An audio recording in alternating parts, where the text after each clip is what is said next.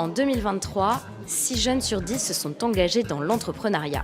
Et dans les quartiers prioritaires de la ville, 1 habitant sur 4 porte l'envie ou le projet de devenir entrepreneur. Du 2 au 24 octobre 2025, BPI France lance sa tournée Entrepreneuriat Quartier 2030 dans 12 villes de France, avec pour but dénicher les talents qui façonneront le monde et les entreprises de demain. Aujourd'hui, on est à Nantes pour la 2e étape de la tournée Entrepreneuriat Quartier 2030. Comme son nom l'indique, cette tournée, elle s'inscrit dans le programme Entrepreneuriat Quartier 2030 qui est porté par BPI France, soutenu par l'État et la Caisse des dépôts. Cette tournée, elle vise donc à renforcer ce lien entre les envies d'entreprendre dans les quartiers et l'offre, le soutien, et notamment le soutien en financement, puisque cette année, on a décidé d'axer très fortement la tournée Entrepreneuriat Quartier 2030 sur le sujet du financement. Cette tournée Entrepreneuriat Quartier 2030, elle devait passer par Nantes pour l'attrait, je dirais, de la région Pays de Loire en premier lieu et de la métropole de Nantes pour le coup. Et puis c'est un enjeu fondamental pour BPI France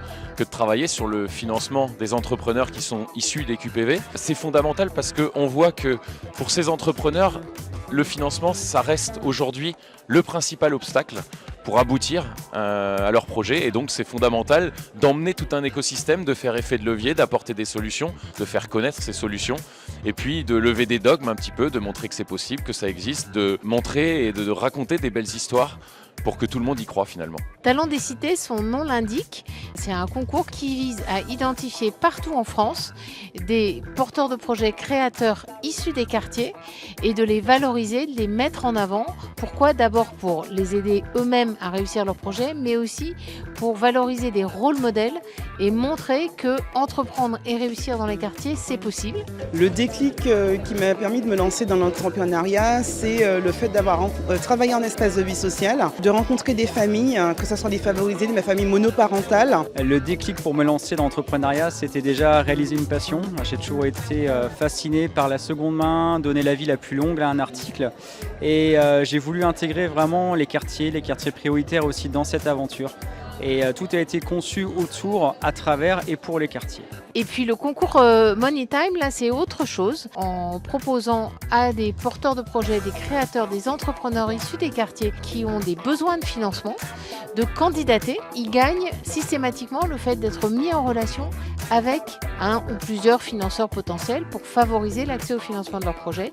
Et puis, les meilleurs d'entre eux gagnent la possibilité de pitcher leur projet devant des financeurs, ce qui va être fait tout à l'heure à Nantes, et ce qui sera fait dans une grande finale, là encore au niveau national, le 4 décembre à Saint-Ouen. L'idée qu'on a eue, c'est qu'il était important de faire savoir et de montrer concrètement qu'il existe des moyens de financer son projet quand on veut entreprendre dans les quartiers. Notre déclic pour lancer ce projet, ça a été une période personnelle et professionnelle difficile où la seule issue de ce cours, c'était de créer un projet qui nous permette également d'être alignés avec nos valeurs, nos compétences. Et c'est de cette façon qu'est né le projet Renardo.